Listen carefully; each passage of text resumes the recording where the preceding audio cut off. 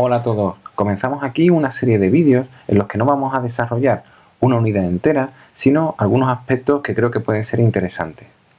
Vamos a dedicar 2 vídeos a hablar del relieve de la Tierra y en este, el primero, vamos a tratar la estructura interna de nuestro planeta y los terremotos y los volcanes. Comenzamos. Bien, como ya hemos dicho, vamos a empezar hablando sobre la estructura de la Tierra. Y hay que comentar que la estructura interna de nuestro planeta está compuesta por capas. Las capas de la Tierra las podemos clasificar atendiendo a 2 criterios. Respecto a su composición química, podemos decir que las capas de la Tierra serían entonces la corteza, que se divide en corteza continental, que es la parte que sobresale del agua, y corteza oceánica, que es la que está bajo los océanos. Ahí podemos ver en el dibujo que tienen una composición distinta. Luego tendríamos el manto, que se divide a su vez en manto superior y manto inferior. Y luego el núcleo, que está formado por níquel y hierro, pero en distintas composiciones. Tendríamos un núcleo externo y un núcleo interno. Respecto a sus propiedades físicas, las capas serían la litosfera, que sería una capa sólida y rígida, y que flota sobre la astenosfera, que es una capa plástica. Por debajo tendríamos la mesosfera, que es una capa rígida y sólida, y luego tendríamos la endosfera, que se divide en el núcleo externo, que sería fluido, y el núcleo interno, que sería sólido. Bien, a continuación vamos a hablar sobre la tectónica de placas, que es una teoría que nos dice que la litosfera está dividida en grandes fragmentos, que vamos a llamar placas. Estos fragmentos flotan sobre la astenosfera, que forma parte, como ya hemos visto, del manto superior.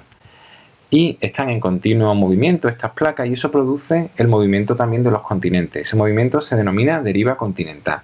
Como podemos ver, los continentes han cambiado de posición a lo largo de millones de años.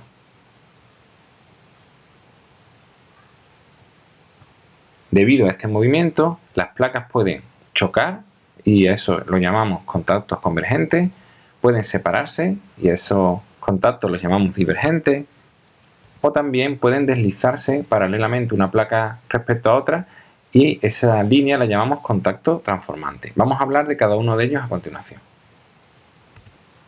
Los contactos convergentes son cuando 2 placas chocan frontalmente. Una capa se hunde bajo la otra y esta capa al hundirse va siendo destruida al llegar al manto, se va fundiendo. De esta manera se va destruyendo la litosfera. Y en este proceso se crean las fosas oceánicas. Los contactos divergentes se producen cuando 2 placas se separan. Así que los materiales suben desde el manto y empujan separando las placas. Y se crea nueva litosfera. Y en este proceso aparecen las dorsales oceánicas, que son altísimas cordilleras situadas bajo los océanos.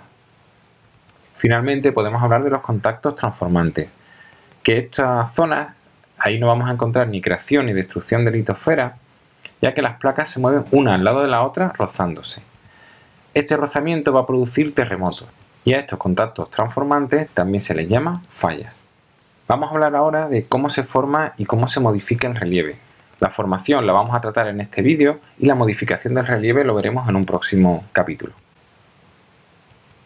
Bien, pues la formación del relieve, hay que comentar que el relieve se forma normalmente por las fuerzas internas de la Tierra, lo que vamos a llamar agentes internos. Los principales agentes internos van a ser, por un lado, la orogénesis, que es el proceso de formación de las montañas, que ocurre cuando chocan las placas, como ya hemos visto. Cuando esto se produce, tenemos la elevación y la deformación de los bloques en la litosfera.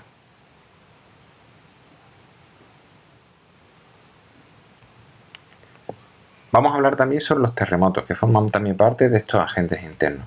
Los terremotos son bruscas sacudidas de la corteza terrestre originadas generalmente en las zonas de contacto entre placas. Los componentes comunes de todos los terremotos son los siguientes. Tendríamos el hipocentro, que es el lugar donde se origina el terremoto. Luego el epicentro, que sería el punto de la superficie terrestre más cercano al hipocentro. Es el lugar donde cuando se produce el terremoto tenemos la mayor intensidad y la mayor destrucción. Si el epicentro lo encontramos bajo el mar, el terremoto puede causar un tsunami. Finalmente hablaremos de las ondas sísmicas, que son las ondas vibratorias que genera el terremoto y que se extienden en círculos concéntricos desde el hipocentro.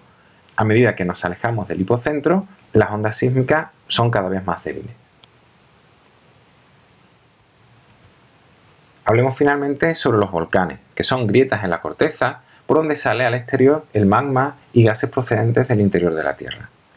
Las partes de un volcán son las siguientes: el cráter, que es el lugar por donde el magma y los gases salen al exterior; el cono, que es esa especie de montaña, entre comillas, creada alrededor del cráter por los materiales expulsados; la chimenea, que es el conducto que utiliza el magma para subir hasta la superficie; y finalmente la cámara magmática, que es la zona donde se acumula el magma. Bien, pues hasta aquí este vídeo hablando, como hemos visto, sobre el relieve terrestre. Espero que el vídeo os haya parecido útil y gracias por verlo.